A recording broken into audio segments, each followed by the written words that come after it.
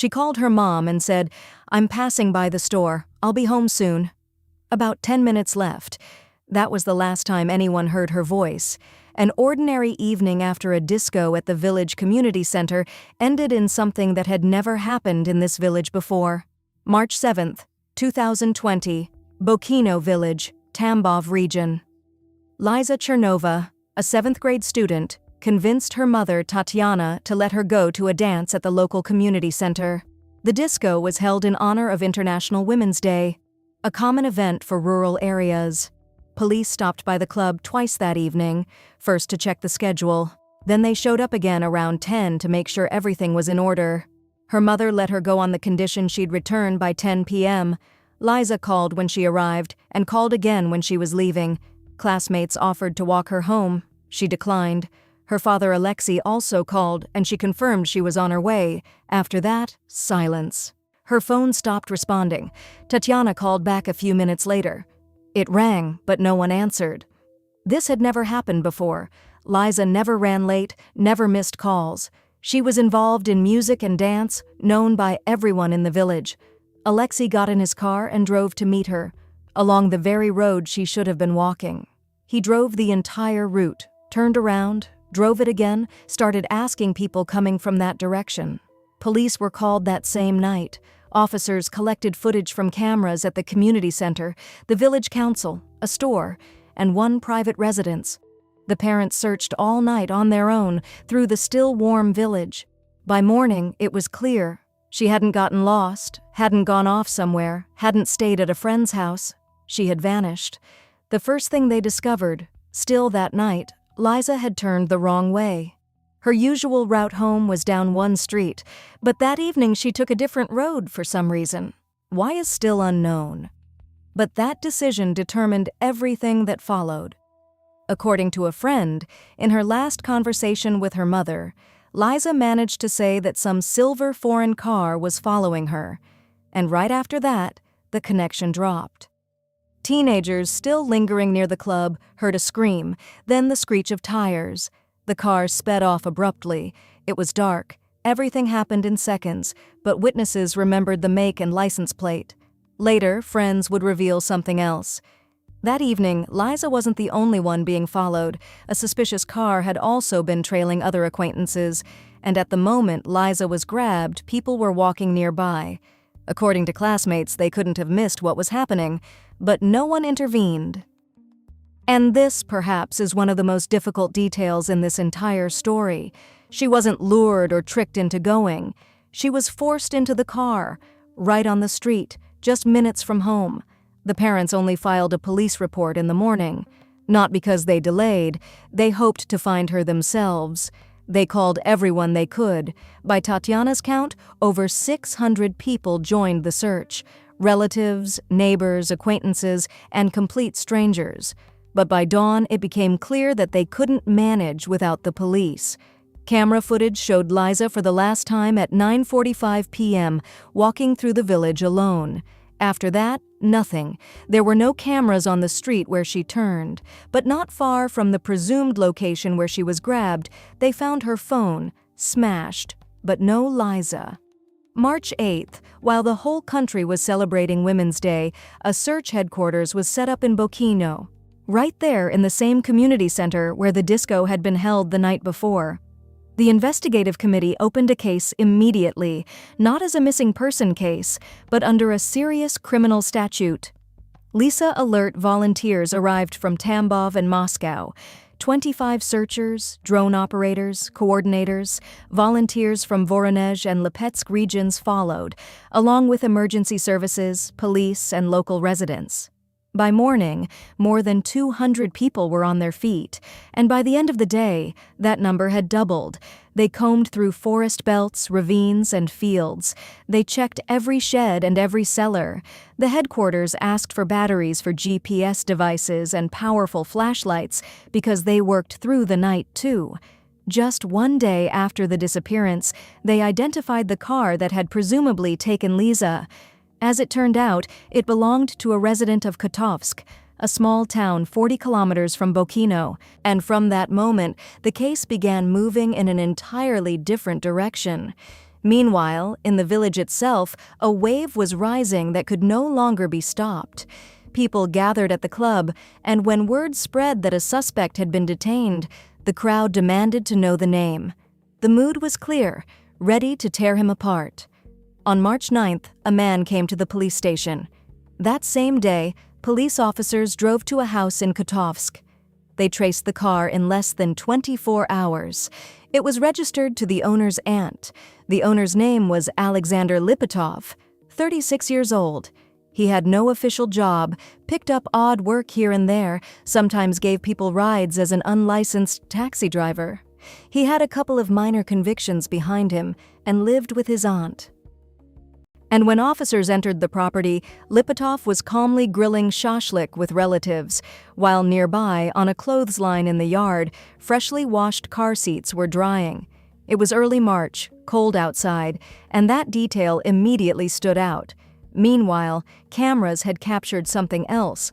After Liza's disappearance, already at night, Lipatov had driven to a self-service car wash. There's footage of him washing the car. There's also footage from before, him buying water at a Pyaterochka store shortly before that evening, but there's no footage in between those two moments. According to Liza's mother, many camera recordings along the route from Bokino to Kotovsk later simply disappeared. The car was seized. Forensic analysis found biological traces on the seats, and those traces belonged to Liza. From that moment, the theory of coincidence ceased to exist. Lipatov had been in that car, Liza had been in that car, and someone had deliberately tried to destroy the evidence. How exactly he was processed is questionable. According to some accounts, Lipatov turned himself in voluntarily.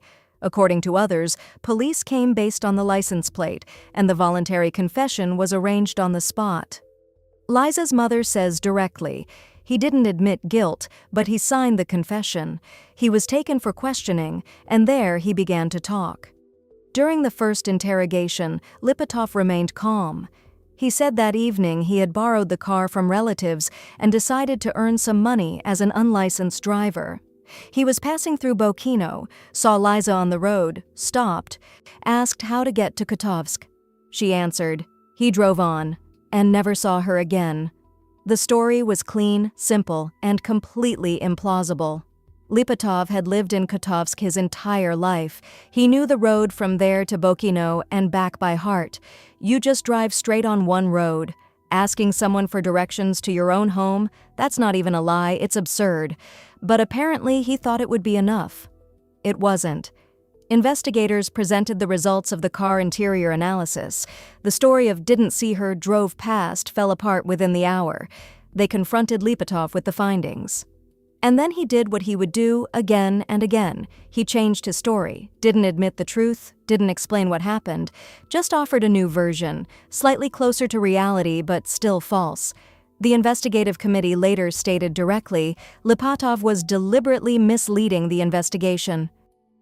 He gave confessions, but constantly indicated different locations and different circumstances. Each new version concealed something worse than the last. Investigators had yet to realize how many layers of lies they would have to peel away, and what would be found beneath the final one. Meanwhile, Lipatov spoke again, this time about an accident.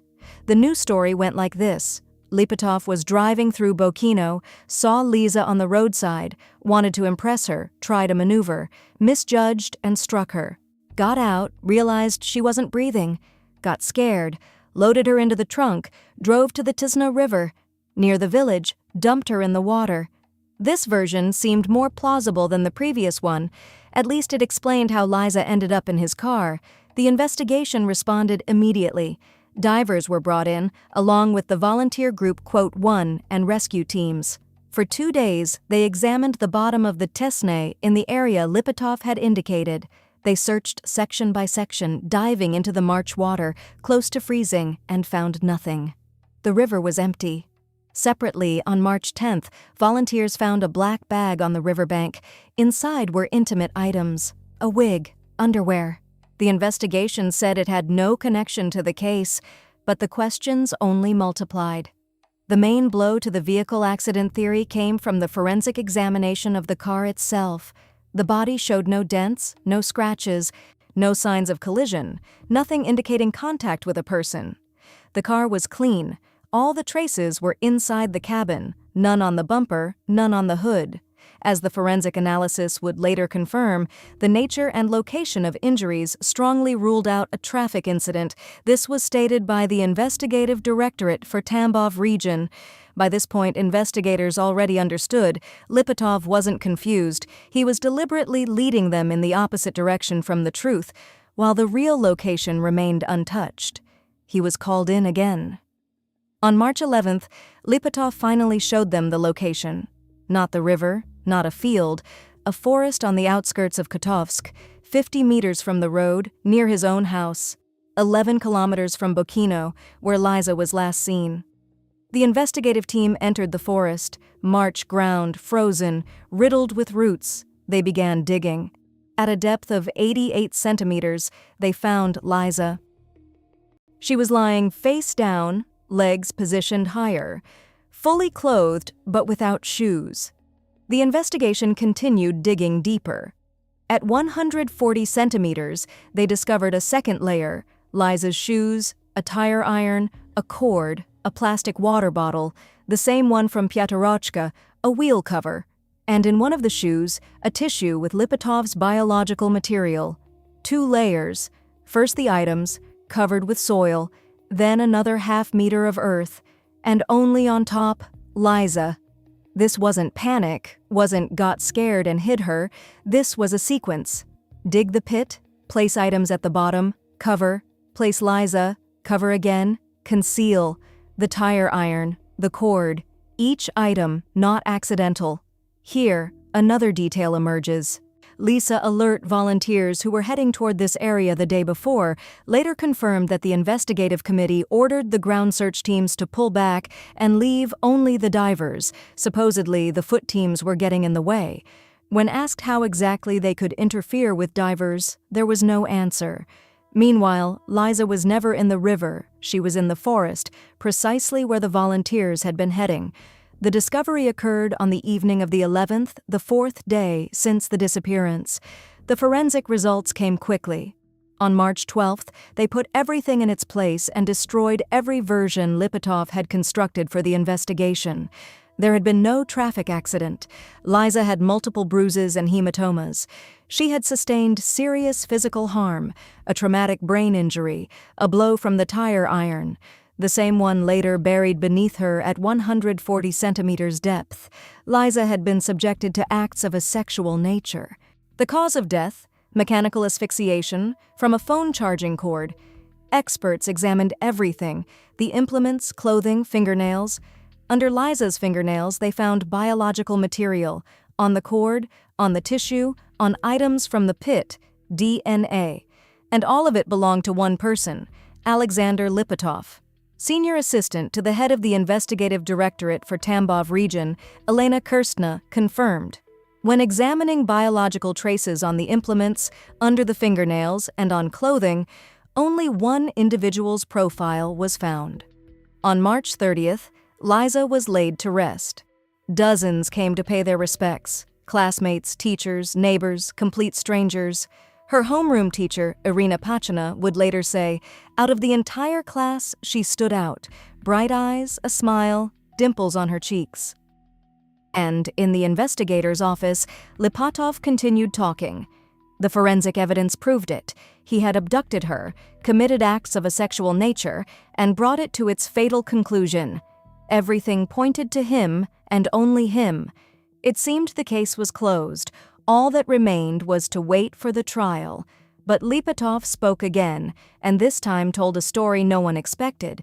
At trial, he told a different story. Not about the road, not about the accident, not about the river. This time about a debt. According to him, he owed a large sum to 2 acquaintances. According to Liza's mother, the amount mentioned was 10 million rubles. These 2 allegedly demanded he pay not with money, but with a service: bring them someone under 18. Lipatov, according to his version, carried out the order, picked up Liza, delivered her to the so-called clients. They did everything that was done, and he was just a driver, a taxi driver with a debt. This version turned everything upside down. If believed, Lipatov wasn't a predator, but a debtor, not the organizer, but the executor, and the real perpetrators were still free, while he sat alone. He asked to be tested on a polygraph. The investigation refused. He pointed to accomplices. No confirmation was found. The court rejected the theory about clients. No traces of third parties were found on the clothing or items from the pit. For the court, this was sufficient. On March 23, 2021, more than a year later, the Tambov Regional Court delivered its verdict.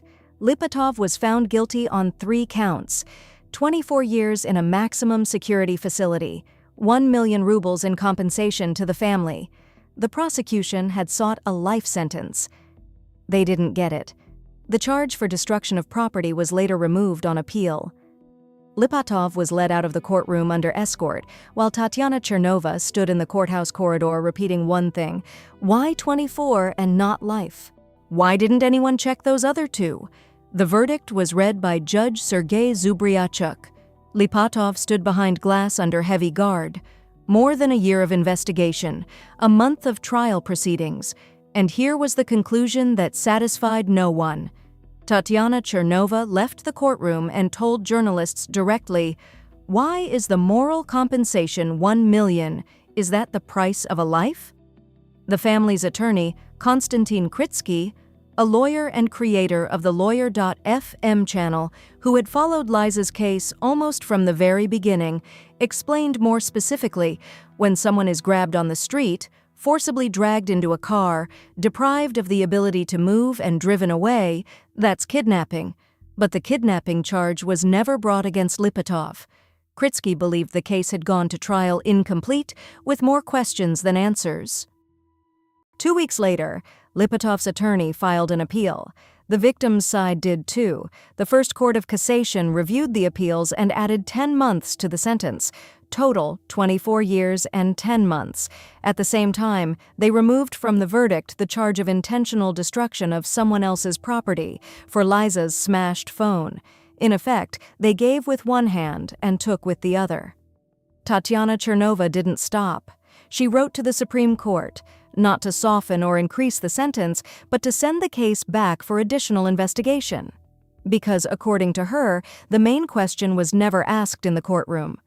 Did Lipatov act alone? And while lawyers were writing appeals, Tatiana decided to check something herself. Tatiana Chernova went to that forest, pushed through the thicket on the outskirts of Kotovsk, found the spot, stood next to the pit, already excavated, already empty, and started calculating. The abduction happened on the evening of the 7th around 10 o'clock. According to the investigation's version, Lipatov acted alone. Alone, he forced Liza into the car. Alone, he drove her out to the rural highway past traffic police checkpoints. Alone, he inflicted the injuries, committed the acts of a sexual nature, brought it to its fatal conclusion. Alone, he drove to the forest, dug the pit, placed the shoes, the tire iron, the cord, the tissue, the bottle, the wheel cover at the bottom, covered them, placed Liza on top, covered her again, concealed the site, then drove to the car wash, cleaned the car, returned, removed the seats, washed them and hung them to dry. 3 hours maximum. Now, the physics. Tatiana showed it. The roots run in a dense layer. You'd need an axe to get through. Tatiana asked 2 able-bodied men to dig an identical pit nearby. They dug for an hour, took turns, worked together, finished, and even then, not completely. And Lipatov, shortly before March 7th, had a broken arm. He was wearing a cast. One person, a broken arm, 1.5 meters deep. And yet, the abduction, what happened, the burial in 2 layers, the concealment, all in one night. Tatiana asked this question of investigators at the trial to journalists. No answer was ever given. The investigation never explained how this was physically possible. The court didn't see fit to verify, but this was just the first question. The arm wasn't the only thing that didn't add up. Residents of Bokino reported that on the night in question, there wasn't just one person in the car circling near the club. There were 2, and according to some accounts, 3. The car would stop, drive on, stop again. One of the witnesses, a truck driver from Bokino, was driving his rig to Moscow soon after the disappearance. He was stopped by a patrol, they checked his documents, and then showed him an orientation photo. It was a still from a speed camera, and in the car, clearly visible in the front seat, there were 2 people. The witness gave a statement and promised to come to the trial. According to Tatiana, the investigation didn't include this evidence. The orientation photo subsequently disappeared. There's footage from before the disappearance, footage from after, but nothing in between. Tatiana put it directly. He didn't fly to Kotovsk by helicopter. Dozens of cameras should have recorded him, but there are no recordings. And this doesn't prove he was alone. It proves that verification is now impossible. And then there's the date. On Liza's death certificate, instead of a date, there's a dash. The expert established the cause of death, documented the injuries, conducted all examinations, but didn't specify the exact date. Tatiana is certain it's because he couldn't take responsibility. If everything happened on the 9th or 10th, and Lipatov was detained on the evening of the 8th, a question arises that the investigation has no answer for: who acted after his detention? The investigation explained that the time can only be established approximately. The dash remained. Tatiana requested an exhumation. Lipatov's representatives did too. Both sides wanted a repeat forensic examination. The investigation refused. The wording, quote, 3, Tatiana didn't stop at the appeal. The 10 added months changed nothing. The question wasn't about the sentence length. It was about what really happened and how many people were involved. Kritsky filed a cassation appeal. Not a sentence review, but a return of the case for additional investigation. Witness statements weren't properly examined, the theory of accomplices wasn't verified, the timeline wasn't explained. Then something happened that Tatiana hadn't expected. The General Prosecutor's Office of Russia, not the family, not the attorney, but the federal oversight body, itself filed a cassation petition to the Supreme Court. This meant one thing: the questions about the case weren't just coming from the mother. The prosecutor's office reviewed the materials and concluded that the verdict required reconsideration. This doesn't happen often. Meanwhile, Tatiana recorded a video appeal to the president. No legal formulations, just her own words. She repeated everything she had said to investigators, judges, journalists, every question that had never been answered. The video spread widely, and the case became discussed across the country. There was a response. The head of the investigative committee, Alexander Bastrakin, ordered Tambov investigators to provide a report on the evidence that formed the basis of the verdict. The case was placed under personal oversight. Tatiana waited, for the first time in almost 2 years, with the feeling that she had finally been heard. On December 22, 2021, the Supreme Court announced its decision. The verdict was upheld. The case was not returned for additional investigation. The theory about accomplices was rejected. The only thing overturned was the appeal court's ruling on the destruction of property. Liza's smashed phone was sent for reconsideration by a different panel. On all other questions, denied. Kritsky came out to speak to journalists and said directly, "We filed the appeal to send the case back for additional investigation. The result, they only returned the secondary episode to appeals." The main questions remained unanswered. The investigative committee's position was unchanged from the very beginning. The theory about multiple perpetrators was fully examined. Forensic analyses were conducted. Testimony was studied. All versions were checked. Tatiana had heard this before, and she responded the same way: yes, only Lipatov's DNA. But in the car, biological traces from several people were found. The investigation explained he worked as an unlicensed taxi, drove passengers. The biological material could have belonged to anyone, formally logical. But a forensic examination to determine exactly whose traces they were was never conducted. In the case materials that the victim's side had access to, there is no such analysis. All legal avenues have been exhausted. Not one of the questions Tatiana asked over 2 years received an answer. Lipatov remained the only one convicted. For the court, the case was closed. For Tatiana, it wasn't. Alexander Lipatov is serving 24 years and 10 months in a maximum security facility. He never admitted guilt. Over the course of the investigation and trial, he changed his story 4 times, simply asked for directions, accidentally struck her, caused the harm, was a driver for 2 clients.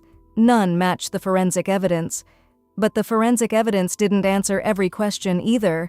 Tatiana Chernova still, to this day, drives to that forest on the outskirts of Kotovsk, pushes through the bushes to where the pit was, speaks to her daughter, then drives home to Bokino, past the same community center, past the road Lisa walked down for the last time.